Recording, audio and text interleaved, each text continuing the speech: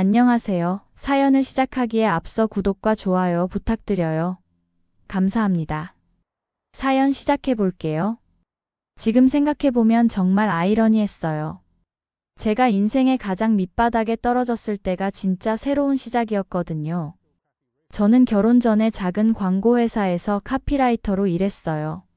아내 미영이와는 같은 회사 동료였죠. 미영이는 디자이너였고 저보다 2살 어렸어요. 함께 프로젝트를 하면서 자연스럽게 가까워져서 2년 정도 사귀다가 결혼했죠. 신혼생활은 정말 행복했어요. 작은 아파트였지만 둘이 함께 꾸며가는 재미가 있었거든요. 결혼 1년 만에 딸 지은이가, 2년 후에는 아들 상현이가 태어났어요. 정말 완벽한 가정이라는 생각이 들었죠. 아이들이 어느 정도 자라고 나서 저는 독립을 결심했어요. 1인 기업을 차려서 카피라이팅과 콘텐츠 기획 일을 시작했어요. 아내도 아이들이 학교에 다니게 되자 프리랜서 디자이너로 다시 일을 시작했죠. 우리는 서로를 응원하며 각자의 꿈을 키워나갔어요. 지은이는 이제 고등학교 2학년이었고 상현이는 중학교 3학년이었어요. 둘 다 제법 철이 든 나이였죠. 그런 평온한 일상이 깨진 건 2023년 3월 15일이었어요. 클라이언트와 미팅을 마치고 집으로 돌아가는 길에 교통사고가 났어요. 술 취한 운전자가 역주행을 하다 제 차를 들이받은 거였죠. 깨어났을 때는 병원이었어요. 온몸이 아팠고 머리도 멍했죠. 그런데 뭔가 이상했어요. 제 왼쪽 다리가 없더라고요. 아내가 침대 옆에서 울고 있었어요. 의사 선생님이 오셔서 설명해 주시는데 제 왼쪽 다리가 차에 심하게 끼이면서 완전히 으깨졌다고 하시더라고요. 뼈는 물론이고 혈관, 신경, 근육이 모두 파괴되어서 혈액 공급이 완전히 차단된 상태였다고 했어요. 그대로 두면 감염으로 인해 생명까지 위험해질 수 있어서 응급 절단 수술을 할 수밖에 없었다고 설명해 주시더라고요. 다른 방법은 정말 없었나요? 제가 물었더니 의사 선생님이 안타까운 표정으로 고개를 저으셨어요. 생명을 구하는 게 최우선이었다고, 그 정도 손상이면 절단 외에는 선택의 여지가 없었다고 하시더라고요. 정말 하늘이 무너지는 기분이었어요. 아내는 계속 울면서 괜찮다고 함께 이겨내자고 했지만 저는 절망밖에 안 보였어요. 그렇게 정말 힘든 시간이 시작됐어요. 퇴원해서 집에 왔을 때 아내가 집안을 휠체어가 다닐 수 있게 개조해 놨더라고요. 정말 고마웠어요. 하지만 현실은 녹록지 않았어요. 의족을 착용하고 걷는 연습을 했지만 예전처럼 자유롭게 움직일 수는 없었죠. 일도 문제였어요.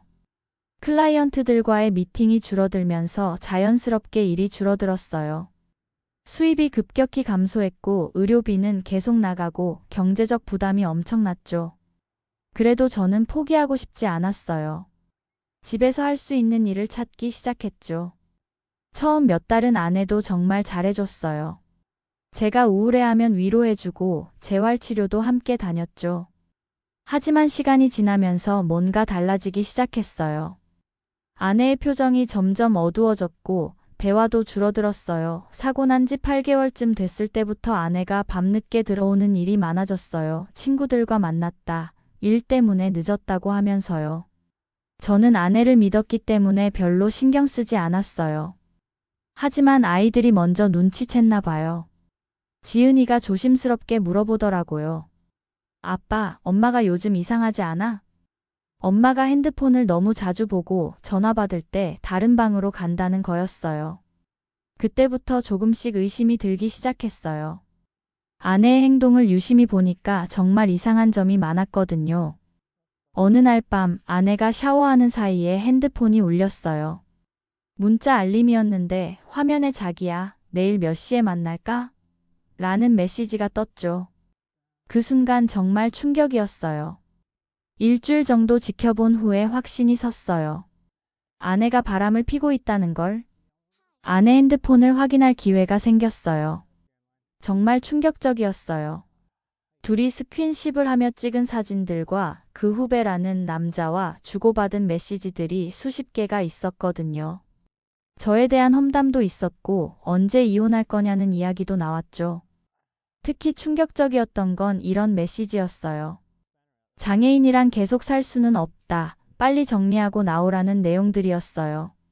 정말 분노가 치밀어 올랐어요. 동시에 너무 슬퍼졌죠. 19년 동안 함께 산 아내가, 아이 둘의 엄마가 이럴 수 있나 싶었어요. 며칠 더 지켜보니까 아내는 전혀 그 관계를 끝낼 기미가 없었어요. 오히려 더 대담해졌죠. 아예 밤에 안 들어오는 날도 있었어요. 그래서 저는 장모님께 이야기하기로 했어요.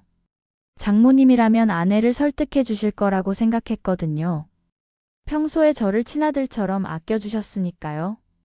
어느 주말 장모님이 집에 오셨을 때 조심스럽게 말씀드렸어요. 장모님, 아내가 바람을 피고 있는 것 같아요. 장모님의 표정이 순간 굳어졌어요. 하지만 놀란 것 같지는 않았어요. 마치 이미 알고 있었던 것처럼요. 증거가 있느냐고 물어보셔서 아내와 그 남자가 같이 찍은 사진, 둘이 주고받은 메시지 내용들을 보여드렸어요. 장모님은 잠시 보시더니 한숨을 내쉬셨어요. 장모님, 미영이를 좀 타일러 주세요. 저는 가정을 지키고 싶어요. 아이들 때문에라도. 그런데 장모님이 하신 말씀은 제가 예상했던 것과 완전히 달랐어요. 자네 현실을 좀 직시하게. 네. 나 같아도 자네랑 살 바에는 바람피겠네. 그 순간 정말 머리를 쇠망치로 한 대 맞은 기분이었어요. 장모님, 그게 무슨. 자네도 생각해봐. 지금 자네가 이렇게 된 마당에 미영이가 눈 안 돌아가게 생겼나? 장모님의 목소리에는 냉정함이 가득했어요. 예전의 따뜻함은 전혀 없었죠. 현실을 직시하고 이혼 도장 찍어주게. 그게 서로를 위한 일이야. 정말 충격이었어요. 그동안 저를 친아들처럼 대해주셨던 장모님이 제가 다리를 잃고 나서는 좀 변한 걸 알고 있었지만 이렇게 변하실 줄은 꿈에도 몰랐거든요. 장모님, 저는 가정을 지키고 싶어요. 아이들이 있잖아요. 그건 자네 욕심이지. 미영이도 여자인데 평생 장애인 남편 뒷바라지나 하면서 살 수는 없지. 장모님은 계속해서 저에게 이혼하라고 설득하셨어요. 아이들은 아내가 키우는 게 좋겠다고 제가 어떻게 아이들을 돌보냐고 하시더라고요. 그날 밤 정말 많은 생각을 했어요. 아내의 배신, 장모님의 냉정함. 정말 세상이 무너지는 기분이었죠. 며칠 후 아내와 진지한 대화를 했어요. 아내는 이제 더 이상 숨기려고 하지 않았어요. 오히려 당당하더라고요. 제가 사고 난 지 4개월 후부터였다고 했어요. 제가 재활치료 받느라 고생할 때부터였죠. 아내는 아무렇지도 않다는 듯이 말했어요. 자신도 여자라고 이렇게 살 수는 없다고. 아이들은 자신이 키우겠다고 했어요. 그날 이후로 집안 분위기는 정말 최악이 되었어요. 아내는 아예 집에 들어오지 않는 날이 많아졌고 들어와도 저와는 말도 안 했어요. 가장 힘든 건 아이들이었어요. 그러던 어느 날 지은이가 저에게 와서 말했어요. 아빠, 그냥 엄마랑 이혼해. 나랑 상현이는 아빠 편이야. 아빠가 이혼하면 우린 아빠랑 살기로 했어. 그러니까 매일 이렇게 힘들어하지 말고 벗어나 아빠. 이런 분위기에서 사는 게 우린 더 지옥 같아. 아빠가 우릴 좀 구해줘. 지은이의 말을 듣는 순간 정말 눈물이 나려고 했어요. 저는 제 힘든 것만 생각했는데 아이들도 이 모든 상황을 다 알고 있었고 저보다 더 힘들어하고 있었던 거예요. 상현이도 말했어요. 아빠는 다리가 없어도 자신들의 아빠라고 엄마가 아빠를 나쁘게 말하는 것도 들었다고 하더라고요. 그날 밤 정말 많은 생각을 했어요. 더 이상 아이들을 이런 환경에서 키울 수는 없다고 생각했죠. 그래서 저는 본격적으로 이혼 준비를 시작했어요. 아내와 그 남자의 불륜 증거들을 체계적으로 정리했죠. 변호사도 만났어요. 다행히 증거가 확실해서 재산 분할이나 위자료 문제에서 유리할 거라고 했어요. 특히 아이들 양육권은 확실히 제가 가져올 수 있다고 했어요. 2주 후 아내에게 이혼 이야기를 꺼냈어요. 아내는 오히려 기뻐하는 것 같았어요. 빨리 하자고 하더라고요. 단 아이들은 제가 키운다고 했더니 그제야 얼굴이 굳어졌어요. 이혼 절차는 생각보다 빨리 진행됐어요. 아내도 빨리 끝내고 싶어 했거든요. 이혼 당일 법원에서 서류에 도장을 찍는 순간 정말 복잡한 감정이 들었어요. 19년의 결혼 생활이 끝나는 순간이었거든요. 아내는 끝까지 아이들을 포기하지 못했어요. 지은이에게 어떻게 아빠를 선택할 수 있냐고, 너희가 어떻게 엄마를 배신하냐고 하더라고요. 배신은 엄마가 한 게 배신이지. 앞으로 나랑 상현이 얼굴 볼 생각하지 마. 난 평생 엄마 원망할 거니까. 지은이의 말에 아내는 그 자리에서 울음을 터뜨렸어요. 하지만 저는 더 이상 동정하지 않았어요. 이혼하고 나서 새로운 생활이 시작됐어요. 아이들과 함께 살면서 아버지 역할과 어머니 역할을 모두 해야 했죠. 쉽지 않았지만 아이들이 워낙 철들어서 많이 도와줬어요. 무엇보다 집안 분위기가 확실히 좋아졌어요. 그리고 저는 새로운 일에 도전하기 시작했어요. 그동안 카피라이터로 일하면서 쌓아온 경험을 바탕으로 소설을 쓰기 시작한 거예요. 어차피 다리가 불편해서 외부 활동이 제한적이니까 집에서 할 수 있는 창작 활동에 집중했죠. 처음에는 단편 소설부터 시작했어요. 제 경험을 바탕으로 한 이야기들이었죠. 온라인 플랫폼에 연재하기 시작했는데 반응이 생각보다 좋았어요. 독자들이 제 글에 공감해 주더라고요. 1년 정도 연재하다가 출판사에서 연락이 왔어요. 제 소설을 책으로 내고 싶다는 거였어요. 정말 꿈 같은 일이었죠. 첫 번째 소설집이 출간됐을 때의 기분은 말로 표현할 수 없었어요. 서점에서 제 책을 보는 순간 정말 눈물이 났죠. 아이들도 너무 자랑스러워했어요.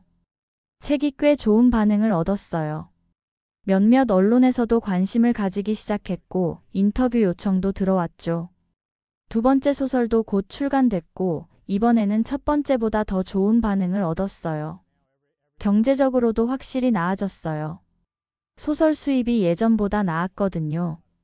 아이들에게도 더 좋은 환경을 만들어줄 수 있었죠. 더 중요한 건 제 자존감이 회복됐다는 거예요. 다리를 잃었을 때는 정말 무력감에 빠져 있었는데 이제는 오히려 더 강해진 기분이었어요. 아이들도 정말 잘 자라고 있어요. 지은이는 이제 고등학교 3학년이 되었는데 친구들에게 제 자랑을 많이 한다고 하더라고요. 상현이도 고등학교 1학년이 되어서 제법 의젓해졌어요. 가끔 제 어머니가 와서 집안일을 도와주세요. 어머니는 처음에 제가 이혼한다고 했을 때 많이 걱정하셨는데 지금은 오히려 잘했다고 하시거든요.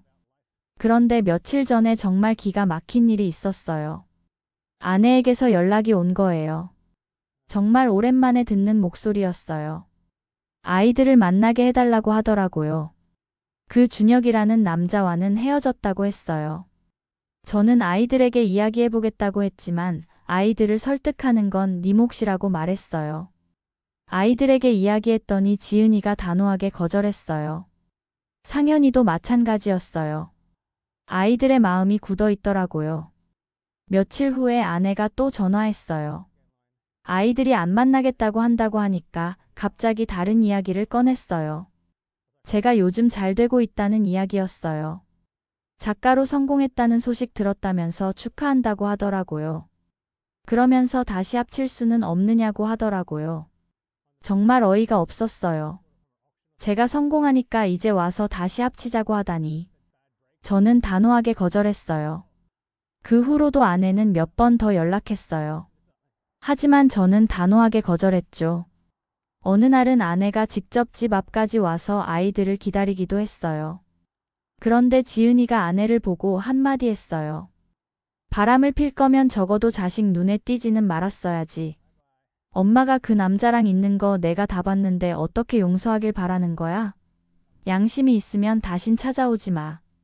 저는 지은이 말에 깜짝 놀랐어요. 그동안 말을 안 해서 몰랐는데 지은이는 아내가 바람피는 현장을 직접 목격했더라고요. 그걸 보고 크게 상처를 받은 모양이었어요. 지은이에게 왜 진작 얘기하지 않았냐고 많이 힘들지 않았냐고 물었더니 지은이는 자기도 그렇게 힘들었는데 아빠가 알면 아빠 무너질까봐 무서웠다고 하더라고요. 그 말에 저는 또 마음이 아팠어요.